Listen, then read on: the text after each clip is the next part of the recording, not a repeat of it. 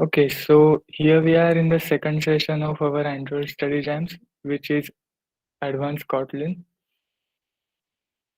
I'm the host and Android facilitator Mandar Bhide from the last year BE Computer. You can see uh, what all I do, and many of you know me from the last session, so let's not waste time on it. In the previous session, we saw what is Kotlin, a simple Hello World program. What are Kotlin variables? What are conditionals, loop structures, functions, etc. I hope you all are remembering that because we will have a quick short quiz on that right now. Uh,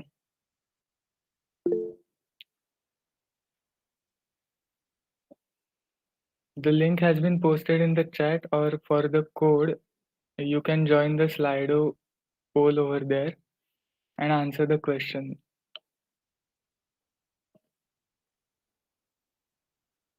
I hope my voice is audible. Just somebody put yes in the chat so that okay.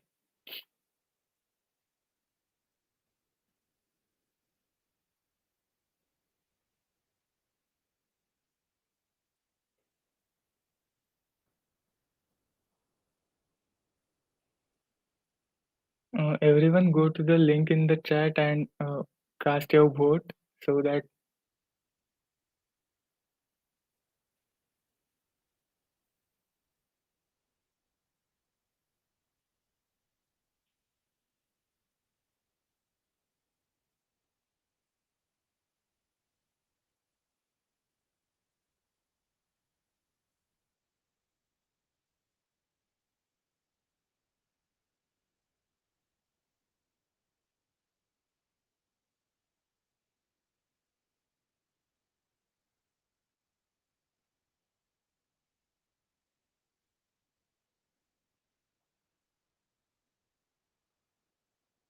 is that link accessible? Somebody please confirm because there might be some error.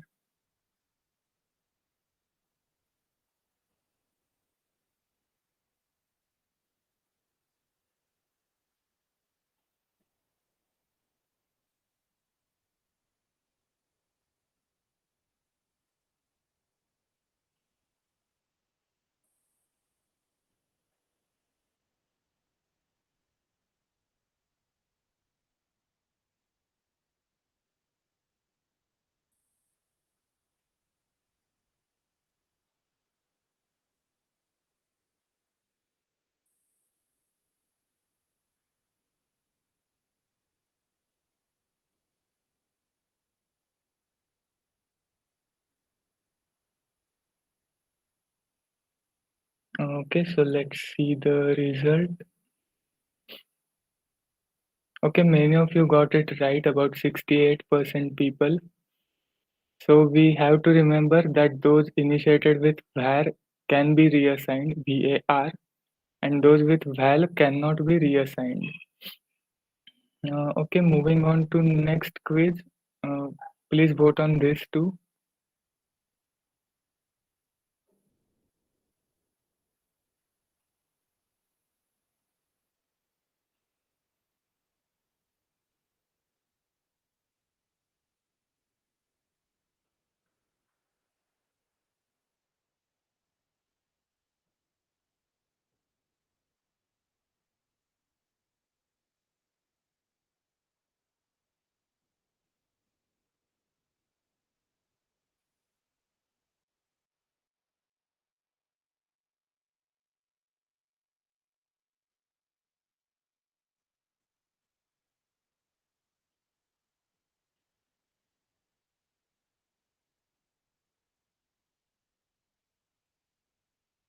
Remember the syntax of function and also remember that we are in Kotlin before you answer.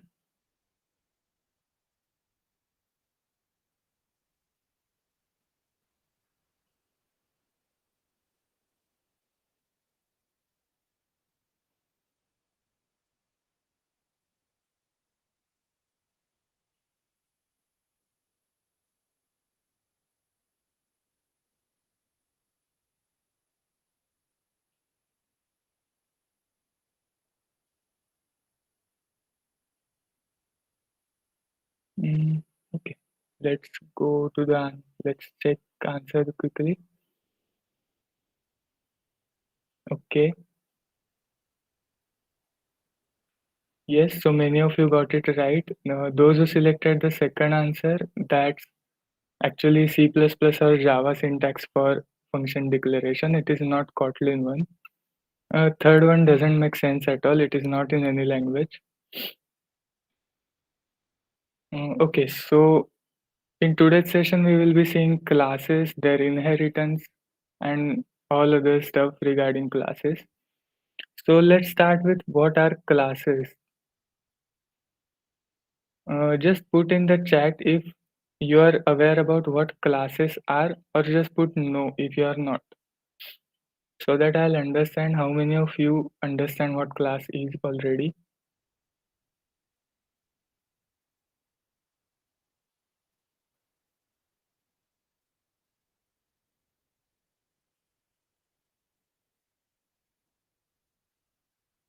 So here is a simple example of class. Class is like blueprint of the object. If you are storing data of suppose students, you are not going to store it in string array, etc. That won't be enough for whatever data we store. For that, we need some blueprint for storing a data, and that blueprint is a class. And whatever we create from that class is the instance of that class. Suppose here we can see the analogy of house. Blueprint is the class, and house actually made on that with that blueprint is the instance of class.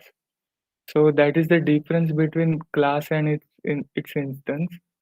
Let's quickly jump to Kotlin Playground, and I will put link in the chat so that you can uh, play along with me. Okay, so let's get started with class syntax. Class syntax is very simple. Class, whatever name, let's name it my class. And in here, you can put whatever parameters for the constructor you need. Suppose that's confusing. Let's use class student.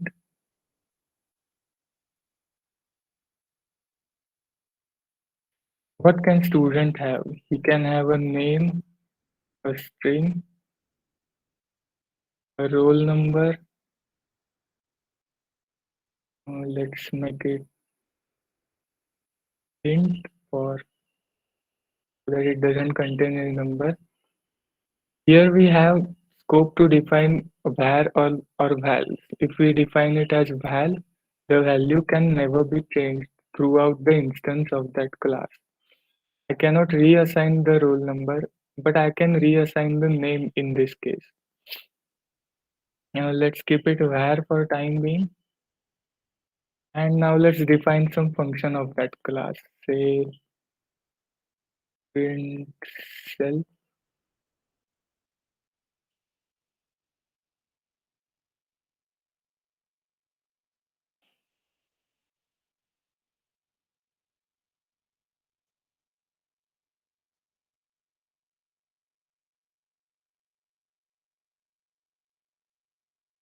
We created a class. We gave it some in constructor parameters, like we have to provide these parameters while creating this class object, and we defined a function that just prints name and roll number. So now let's create an instance of that class. Student equal to student. We don't need to use new keyword over here. It is required in Java or C++, but not in Kotlin. So first we pass in the name John Doe and roll number say 23, and then we call the function on that object student dot. We created the student object, and now we are calling a function associated with it, print self. If we run this code, let us see. It printed out the name and roll number. So these are classes. We can define the constructor function differently, but that is not necessary in most cases. It is necessary in some very particular cases. So suppose now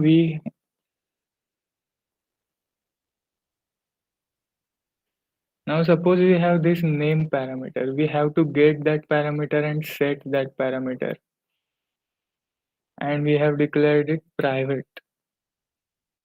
No private, we won't be able to do that.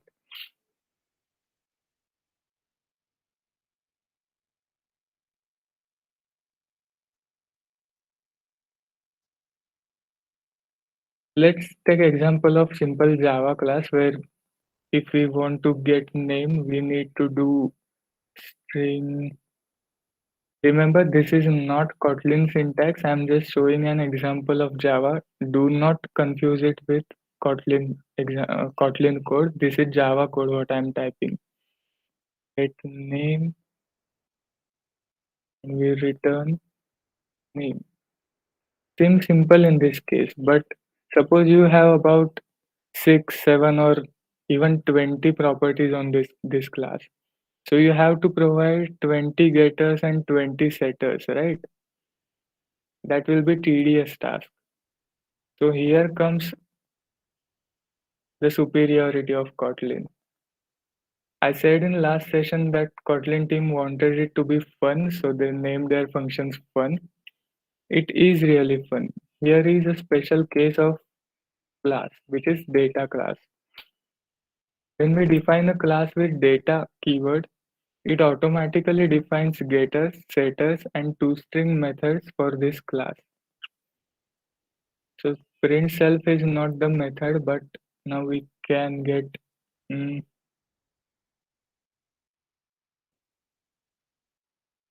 if they are private, we can access them like student dot name. I private one. Oh, sorry, we cannot get private ones.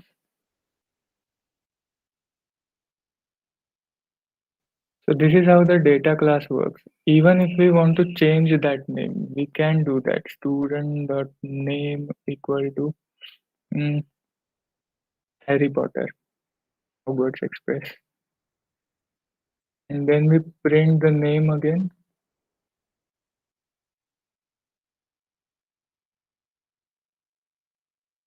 So what this data does, we didn't define any getter or setter method, but still it got invoked when we access it this way or we assign some value to it. So this is how the data classes work. We can provide explicit uh, getters and setters, but that's no more need when we have data class with us. So okay, we created one class, nice. But what if we want to inherit that class? Let's take an example of inheritance. Suppose we have class book which had some title, where title string, and then what? Okay, number of pages, integer. We created this class, okay, but there is special category of books that is a novel, or there is some historic book which has, let's do a historic book, history book. Now we have to define these properties on the class once again, right? Now there are just two properties right now, so you will say, oh, we will define them again. But suppose there are say 20, 30 properties. It's not very great to define them once again. So what we do is we inherit from the class. So if this class can inherit the properties of this class, that will be very great, right? So let us check an example of inheritance.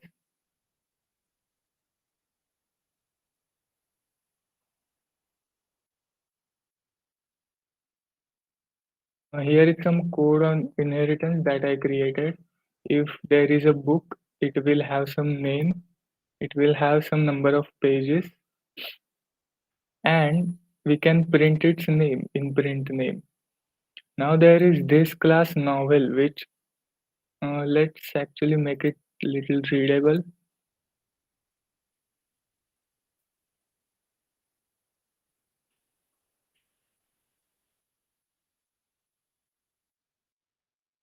Okay, so this is syntax for inheritance. This novel class has its own properties like novel as a title, it has number of pages, it has certain characters in the story, and it inherits from the book class so that whatever this book class has, it is available in the class novel. So if we create the object of novel, we pass in title, we pass in page count, and we pass in the list of characters. Okay, this is not character from Harry Potter, just whatever character that is. So we have called the print name method with the novel object. See, this is instance of this class and not this class. Okay, but still we are able to call the method of this class with the instance of novel class, all due to inheritance. Let's try to run this code. It has to print Harry Potter as expected. So this is constructor of novel class which inherits the book class and passes in the parameters for book class. So what happens is first instance of book class is created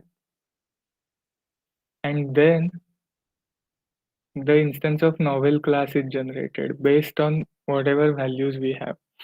So first these values don't directly go to the novel class instance, they first go to the parent class, here in this case book class, and then the child class, that is novel class instance is created. Uh, Few things to see in the syntax are this open keyword. If we remove that keyword, let's see what this does. An error. So if we want to inherit from a class, we have to make it open. And then how to inherit? In Java, there is class novel extends book. This is Java syntax, but Kotlin syntax is like this. Class, whatever parameters this class takes, and then a semicolon, a colon, and then the parent class with its constructor parameters. And then we can create whatever methods we want over here. Mm, Print characters, let's say.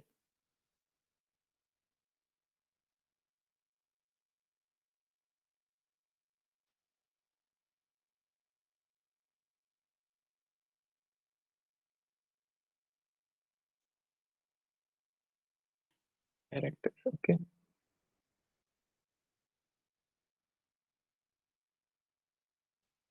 And we call the method novel.print characters. So it printed the entire array. If we had another name, suppose let's say now let's take real character Ron Weasley. Now this will print both of the characters in it, right? But now let's try something different. Let's keep this code as it is. Let's make book equal to book. It takes in name, so we pass in name, whatever, some name, and pages, say 100. Now if we try to invoke the method of child class, that is not possible at all. Let's still try to do that for no reason. We will get an error. there is no method named print characters in the book class. So uh, know the structure of this, that the child class can access the members of parent class, but it is not in opposite direction.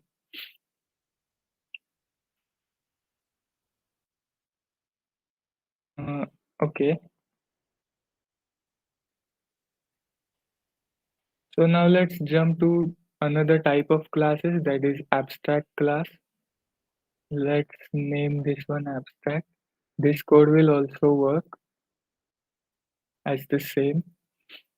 So what are abstract classes? Abstract classes are those whose members, which is not completely defined. So we cannot create instance of book class. Let's see what happens if we try to create one.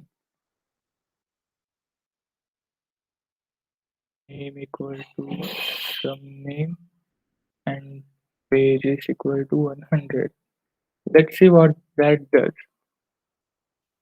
So this is the definition of abstract class, that you cannot create its instance.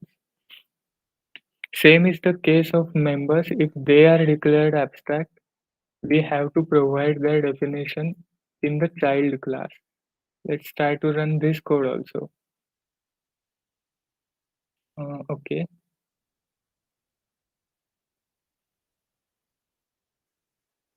and does not implement the method. That is the error we got. So this is the main concept behind the abstract class, that it provides the structure, but it doesn't provide methods. We have to redefine the methods.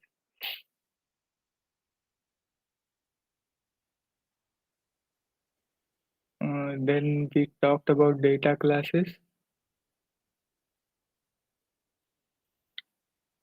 There is another nice thing in Kotlin, which is a parent triple classes. These are special classes for storing data. Let us check their example. Pair equal to. We can store a pair of anything, a name value pair or whatever.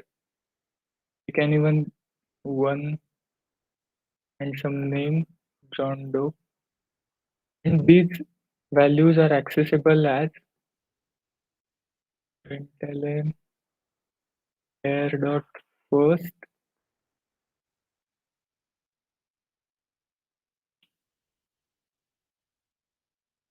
and pair dot second.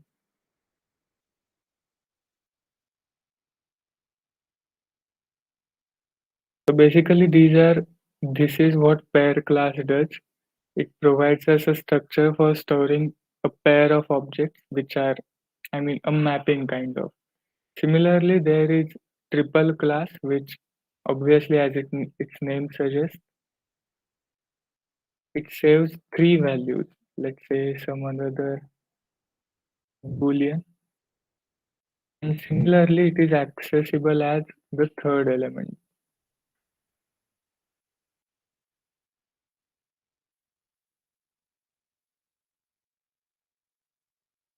Class dot first, second, and third. So this is first, this is second, and this is third. That's how pair and triple classes work. If we just want to store a pair of data or just a triple of data, like three items of properties, then we can use these classes. Another special type of class is enum. Suppose let's consider a scenario that we provided some code that authentication. Uh, you have used Android apps where you have to sign in with Google. So the control is transferred to the Google account manager, and the app remains in kind of waiting state. And when it gets the response from the Google sign-in manager of Android, we have to check if that response is valid or not. Now checking for, say, if response equal to 0, that's quite tedious thing when we have more than two or three responses. Like we will have to remember index of each response. So that's where an enum class comes. So let's quickly create an enum class over here. Enum auth response. Oh, sorry. This is authentication response class, and it defines success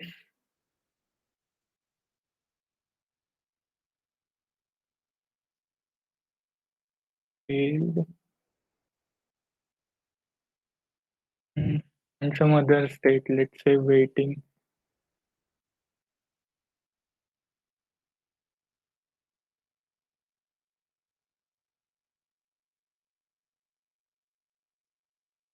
Permission error.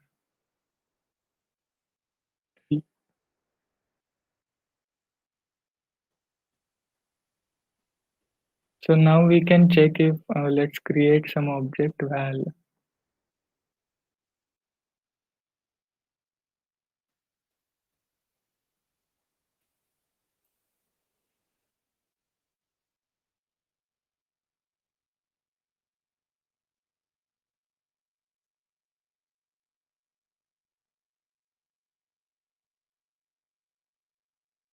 Suppose we have some function that does the authentication flow.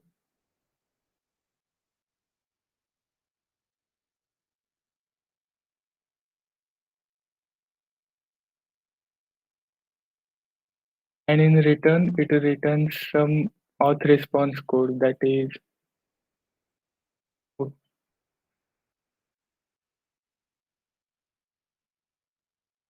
we have to define the return type that is auth response.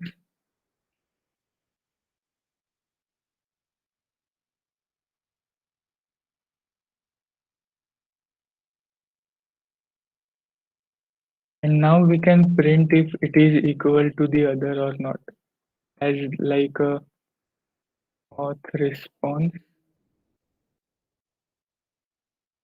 equal to auth response dot success. This is how we can check the enum class. Okay. Oh, enum class, sorry.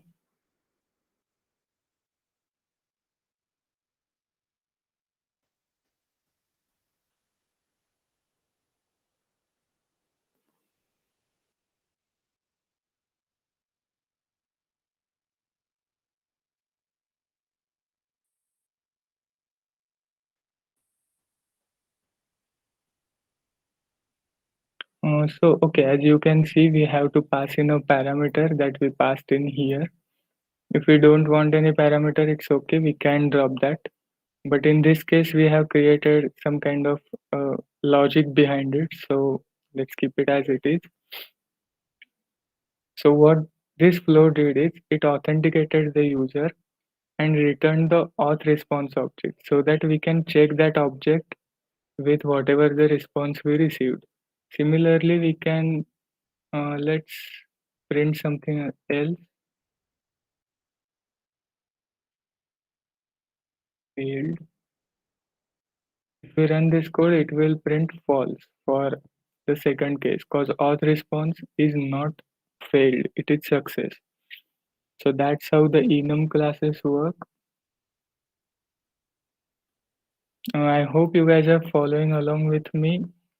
Uh, just put in chat the yes that if you understood whatever I said so far, or any doubt if you have any. Hello. Okay. Can you please repeat the difference between NM class and normal class? Okay, so enum class is basically it kind of enumerates the data. Suppose you can see in the code that in authenticate method, we could directly pass on whatever the code was like 0, 1, 2, 3, right? But that's kind of tedious when there are too many codes to handle. In that case, we use enum class so that it, uh, it creates some logical value for the corresponding code value. So if the code was, uh, let's jump into it little more. Suppose the final code generated was something, then we return the auth response and we pass in the code equal to code. Now if suppose this is code received from the author, like any authentication manager like Google Authentication Manager. Whatever that code is, we create some logical object from that and we compare it with the logic, with some logic. Okay, so we could have done if auth response equal to 0, which is completely right, but that doesn't make sense when uh, we have to address multiple states. Not necessary this is code, this can be some string also. So in that case, using enum classes is a very convenient way to go with. I guess I answered your doubt. Yeah, thank you. Okay. Any other doubt, or we can move on? Just put understood in chat if you have no doubt.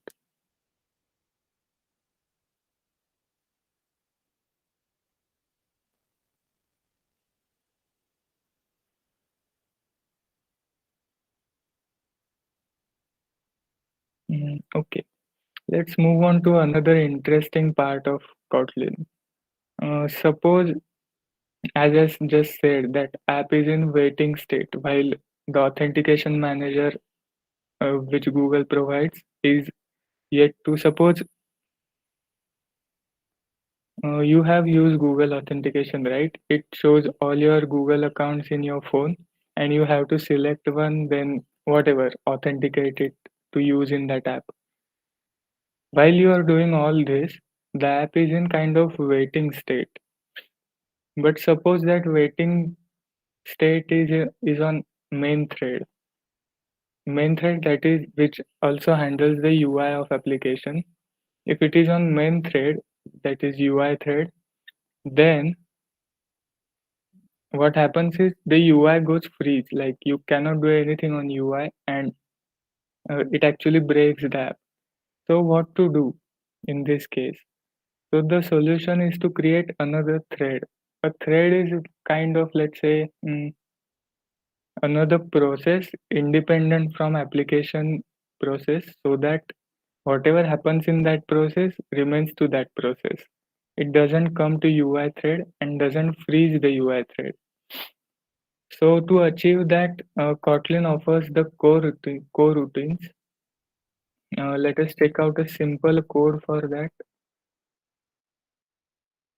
You can see Kotlin X core routines package. Uh, Kotlin import is exactly like any other import, so not very big thing. So launch is the method which creates a new thread and assigns some task to it. Run blocking is like a kind of the block of code can be that can have a blockage. So whatever in run blocking, if certain block is not responding, I mean certain process is not responding, the interpreter or whatever the application is, it goes to the next line. It doesn't waits for this line. This is the run blocking. And delete simple function that in Python you have time.sleep, right, which waits for that much time. You can see the syntax.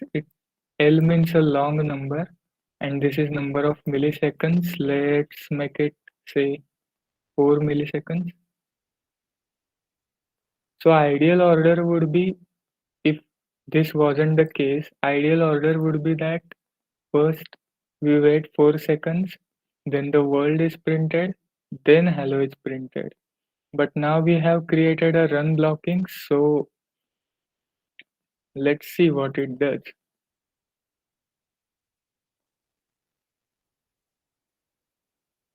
So what it did is, in run blocking part, the Kotlin whatever application, it encountered a part that is not responding kind of, or which is waiting for its response.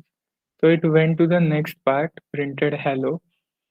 Then after 4 seconds, this launch part provided its output, which is world. That's why instead of world hello, we got hello world. In launch, you can do any asynchronous task. That is, like I said before, the authentication flow or an API call, a REST API call. It actually okay, not part for this session, but you can do kind of, if we have REST API object dot call and then whatever, or just HTTP.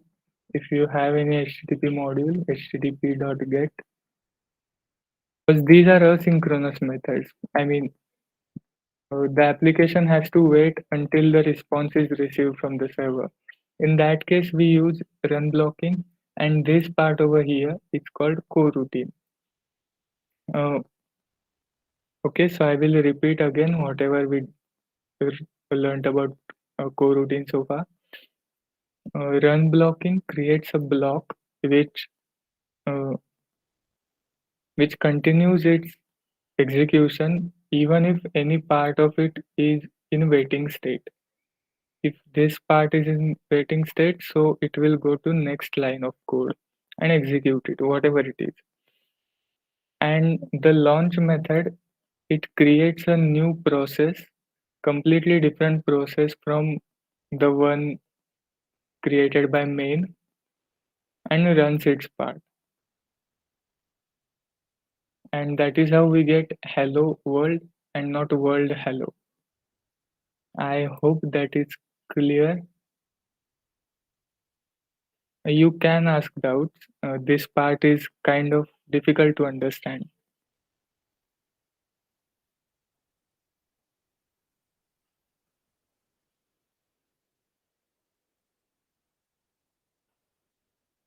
Everyone good with this? With coroutine part and asynchronous task?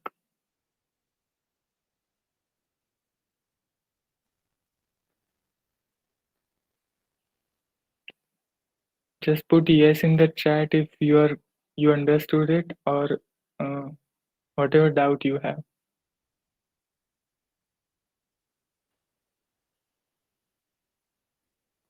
Because this part is quite difficult to understand and many people don't understand it.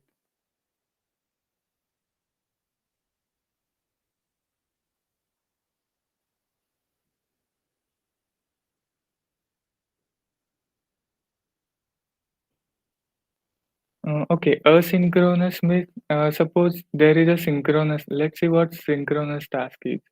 Synchronous task is one which uh, which is in sync with the processor clock. And that's heavy architecture part, but we cannot avoid that. So it is synchronous. Suppose there are 5 print statements, then the processor is going to execute each statement with a clock cycle.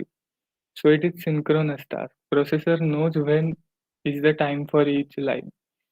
But when task is asynchronous, processor doesn't know when will the task will be complete. Suppose there is a web server situated far away from wherever you are, then it is going to take more time and processor doesn't know how much time it is until it receives the response.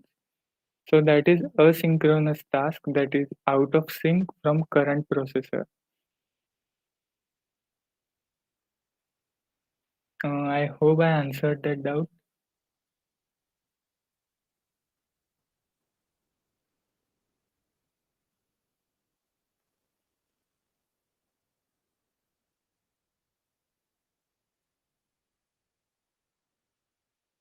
Any other doubt, or we can go on with the next part?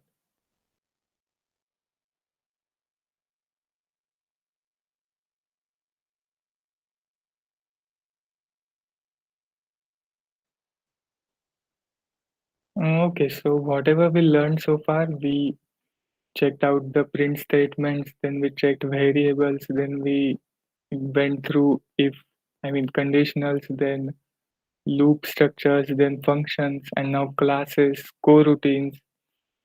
But now it's time to actually implement those things, right?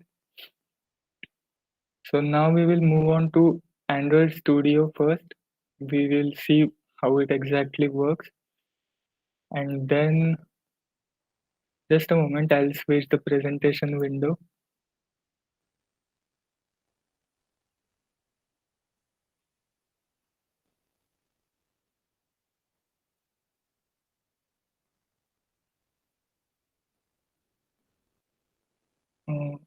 Okay, why am not Android Studio?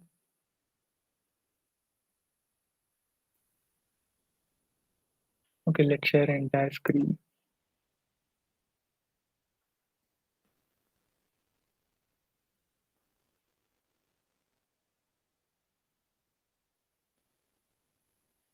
So this is Android Studio. You can download it from internet, and this is official ID integrated development environment for developing Android apps, native Android apps, as well as Flutter apps. It provides plugins like Gradle as well as other plugins like Flutter. Uh, to create new project, we have to go to File, New Project. We can start with no activity, but right now we will start with an empty activity. There are other types of activities like full screen activities, or here is a map activity, or navigation drawer. If you want navigation drawer on your home screen, start your project with this activity because implementing the drawer from scratch is really tedious task. Or even same is case of tabbed activity.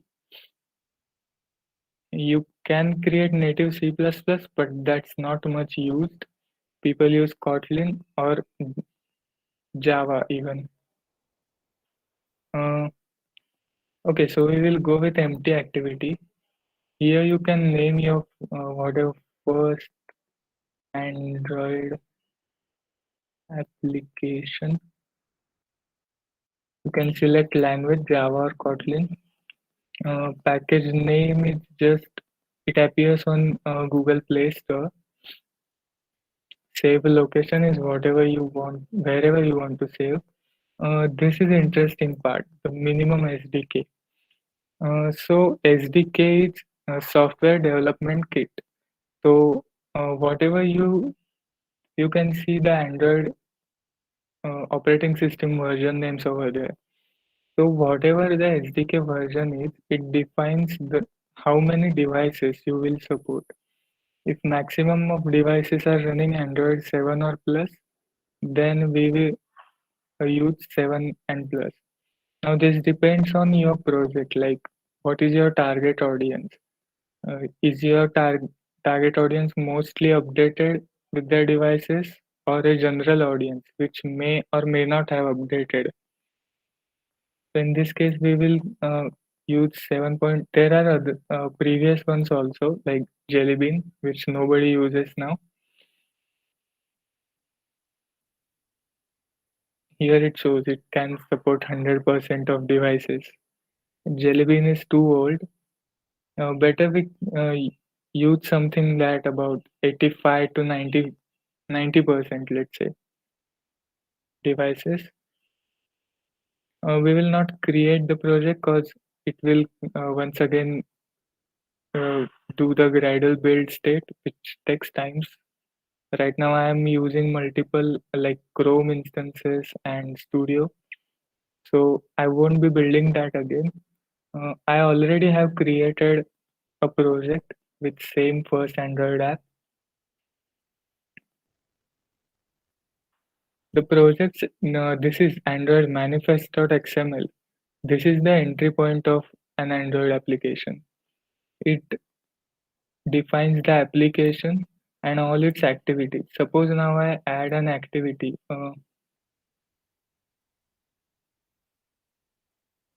some another empty activity. Let's name it uh, second activity. Okay.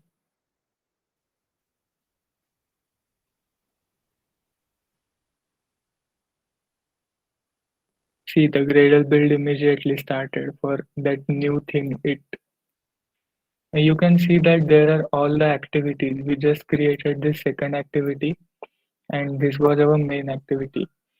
So whatever it, if we put this category launcher in this activity, second activity, then that activity will become our entry point to the application. Like when we tap the icon of that app, the second activity will show up first, no matter uh, we name it second, third, or whatever. So this is the entry point of that uh, application. When we attach it to some class, that is second activity, this dot here represents the class that we are going to use. So let's go to the class. It, as you can see, we just saw inheritance. It inherits from app compat activity class, which is there is a description for that it basically handles all the Android application screen or an activity to be precise. Here you can see there is a function and there is no main function in this, as Android application doesn't work like uh, any other Kotlin or Java application. Its entry point is from manifest file. I have a slide on that about, we check this. Hmm. These are all the callbacks that are possible to be overridden. These are all defined in this app compat activity class, but we can override them based on whatever we need to do. Here you can see on create, and super act is actually kind of, if we want to access the super class, that is parent classes method, then we call it using super. So whatever the method on create that parent class has, it gets called over here. Saved instance, don't look at this right now, this is not for today. Then we set the content view, that is an XML file. You can see here, sorry,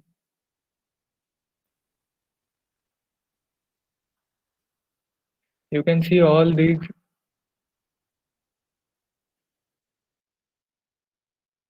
are resources folders. They are organized in the folders, drawables, layouts, and these are actually for app icon, which also known as launcher icon, which appears in the home screen of your Android device. Then there are values for theming. Let's not jump into it right now. But so basically, we set the content view to resource. From the resources, we take the layout folder, and from the layout, we set it to activity main, which is this file. So by default, every activity has a text view saying hello world. Let's see what this text view class is. Uh, all of these classes, let it be text view, or you can see here a button, an image view. These are all are children of single class, which is view class. They inherit from the view class. So what is view class? View class is kind of a rectangular portion of the screen. It can be entire screen also in this case, because this constraint layout is taking entire screen. Uh, Constraint layout actually requires us to use constraints for each element on the screen. So there are other layouts like linear layout. You can see linear layout like a row or a column. We can define orientation as vertical or horizontal. If we want to display a row, we use horizontal, and if we want to display a column, we use it vertical. So what this XML file does is it creates a hierarchy of uh, elements. Are you people aware about DOM in web development? Anybody? Document object model.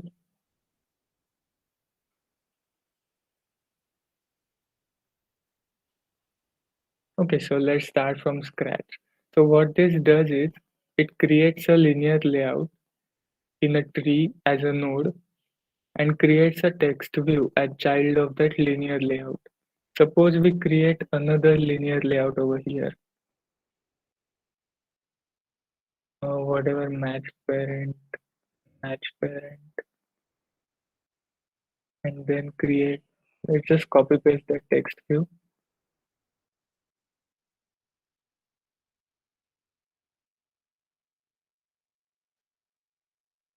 So if you know the tree terminology, this text view and this linear layout, they are siblings of each other. That is, their parent is same, this linear layout. But these two text views are siblings as their parent is this linear layout.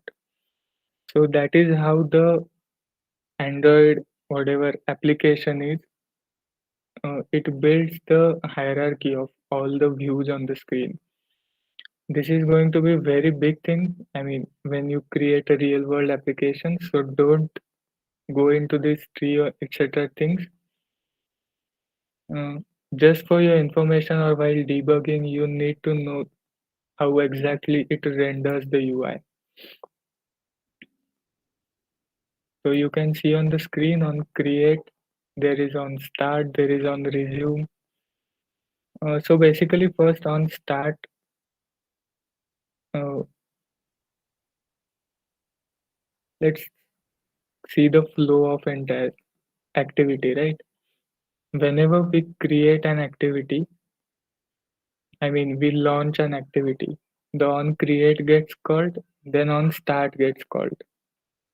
Suppose we move from that activity, like we click on some button and do start activity.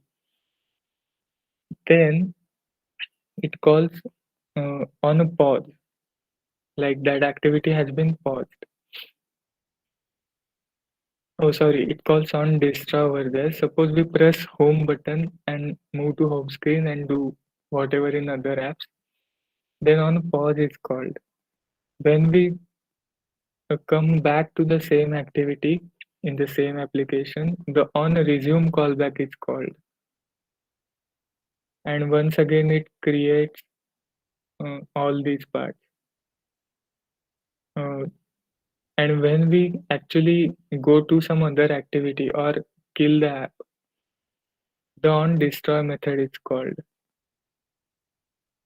So that's the kind of uh, life cycle of an activity. Another part we need to see in this is the Gradle plugin. What is a Gradle plugin?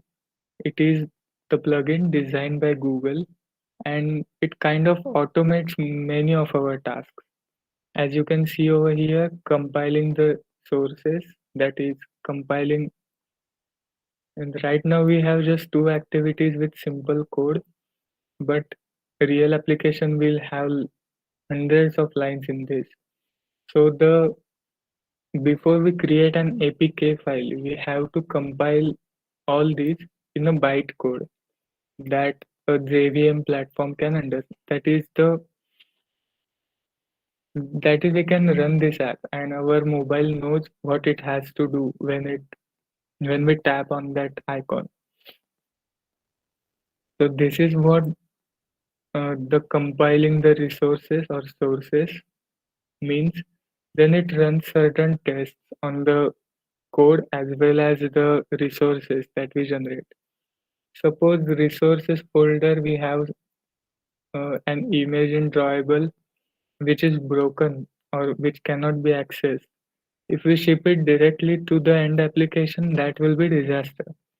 So this is what Gradle helps us in doing. It runs uh, tests on the code and resources files, etc., and then installs app to device. Here you can see I have connected an external Android device. You can also do emulator with AVD, Android Virtual Device. But if your PC is not where is about 4 GB of RAM, then just go for physical device. Otherwise, it may just go hang. So Gradle plugin installs the app on either the virtual device or the physical device that we connect. And it determines the order of tasks, that is, just as I said, all the internal tasks of compiling the resources and code, etc.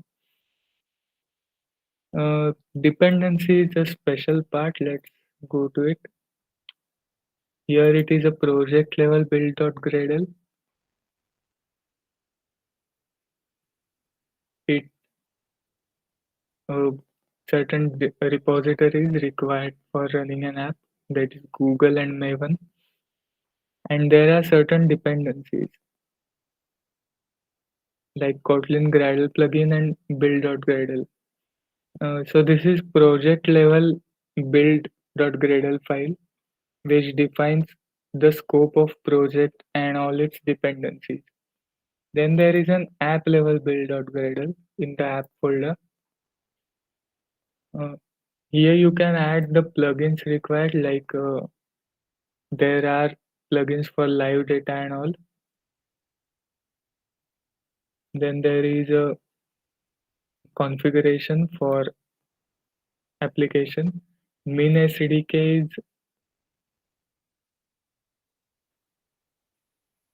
what is the suppose you have certain customers.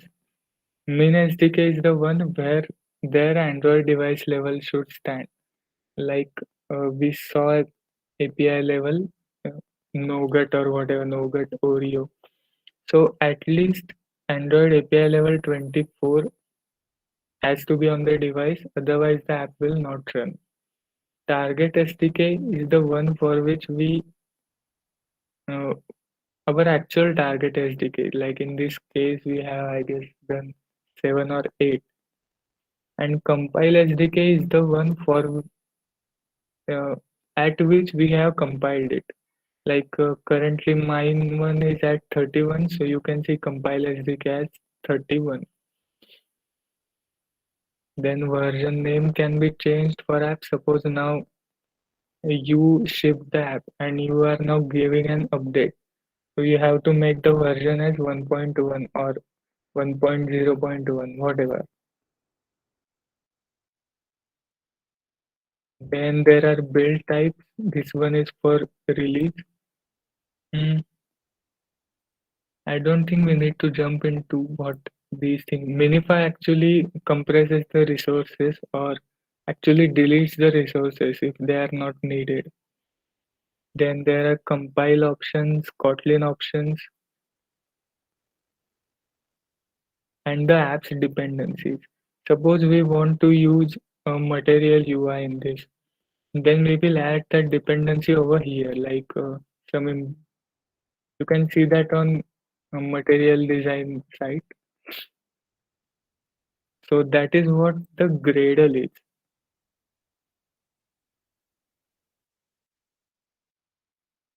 So we saw the life cycle of an application. So what are we going to do next?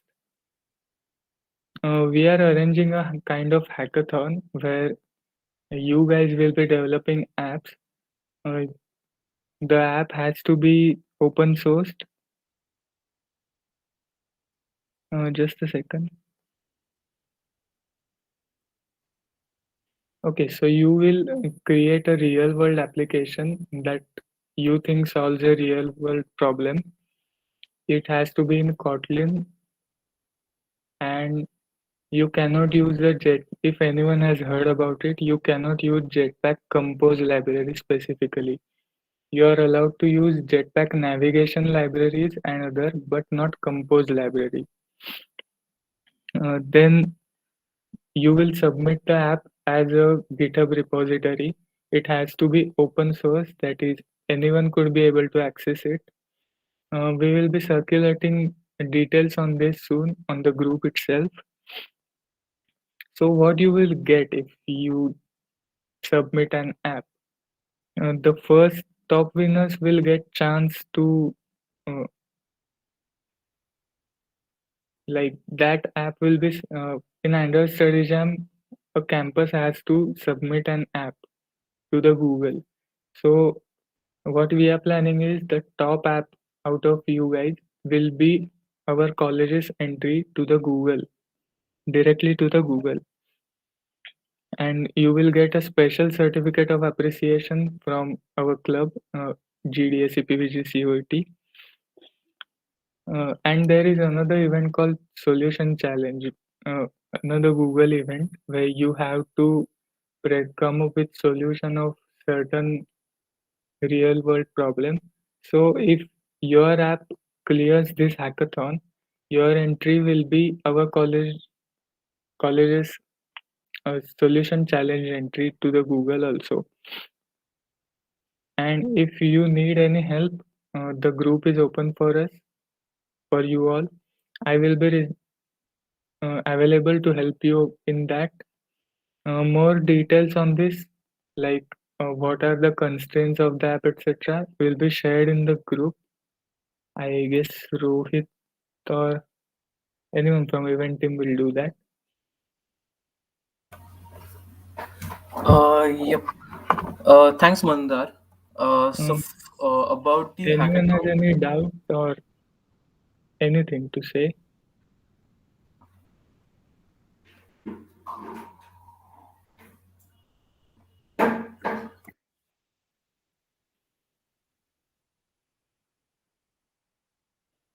I guess no doubts. Just put no doubts in the chat so that we will know.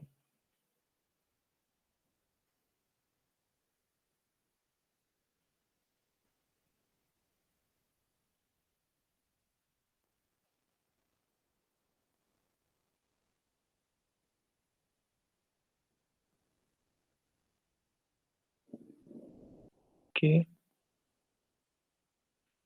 You can ask doubts on the previous session also. That is anything from that session. If you are not able to understand, you can ask it here.